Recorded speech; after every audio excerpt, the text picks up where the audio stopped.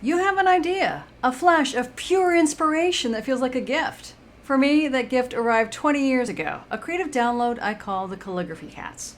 The universe seemed to whisper, "This is it." I guess you could say the universe sent me a software update. But a great idea is just the beginning. The real work is what happens next. Here are 5 harsh truths I learned as I created my product through this lens. Truth 1. The vision for the calligraphy cats arrived in a flash, a complete magical concept, but the pure intuitive download is not the product. My challenge was not just to receive the idea, but to give it form.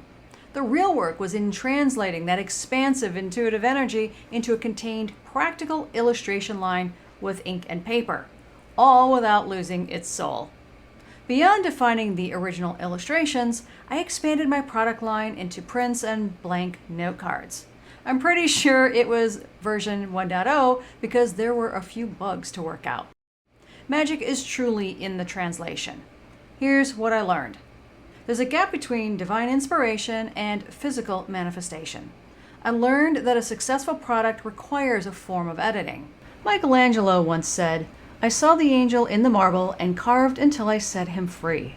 I realized that was my job too, to carve away every unnecessary line until I captured the essence of the capricious feline and created a unified, cohesive series. Truth 2. Your creation needs to breathe to truly live and find its form. My art felt precious and personal, but I realized the collective breath of my audience was what would give the calligraphy cats life. When I showed the early sketches and received feedback, I was basically launching my beta version to my user group. I had to learn to let go and expose my work to the winds of public feedback, a sometimes harsh but necessary process that ultimately shaped the final form of the art. Here's what I learned. It's one thing to create for the sake of creating. It's another to create a product your customer will love. And sometimes what your customer loves isn't what you initially wanted to bring into the world. Truth 3. The fire of inspiration is not enough. Passion is fuel, but action is what steers the car. My love for the project was not enough to get it into the world. I had to learn to consciously direct that fire outward, creating an ecosystem of promotion and outreach. One that would truly ignite interest in the world and help my work find its way one person at a time. And here's what I learned. Marketing took a grassroots effort. I'm talking zero ad spend. It began with showing my sketches to friends who understood design principles. Because, as they say, if they've never built it or been in your shoes, tune them out. Those conversations helped me identify who my audience was and even helped me to expand into an accidental one. I also learned that rejection isn't an ending. It's a redirection of energy. The more open I was to flowing with the redirection of energy, the more the doors opened for me. Truth 4. My launch wasn't a tsunami. Hell, it wasn't even a rain shower.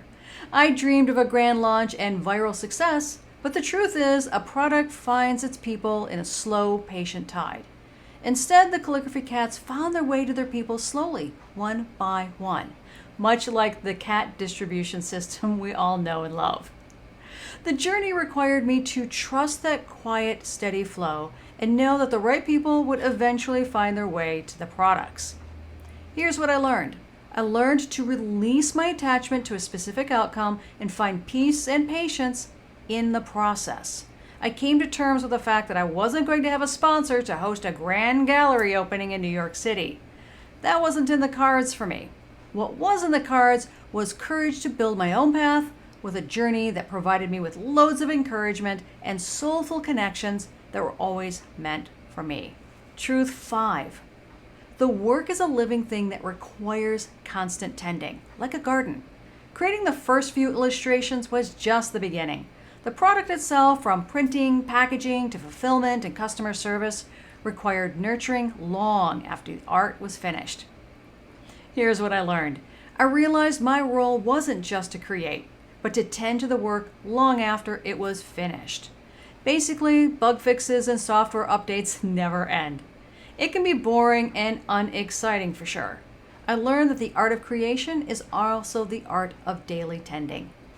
In the end, I discovered that building my business was a beautiful act of co-creation, finding my way to my audience one person at a time. So what's the harsh truth you learned while bringing your idea into the world? Share your story in the comments. And if you're ready to co-create your magic, make sure you hit that like and subscribe button. It will help this video reach more people like you. And until next time, stay magical.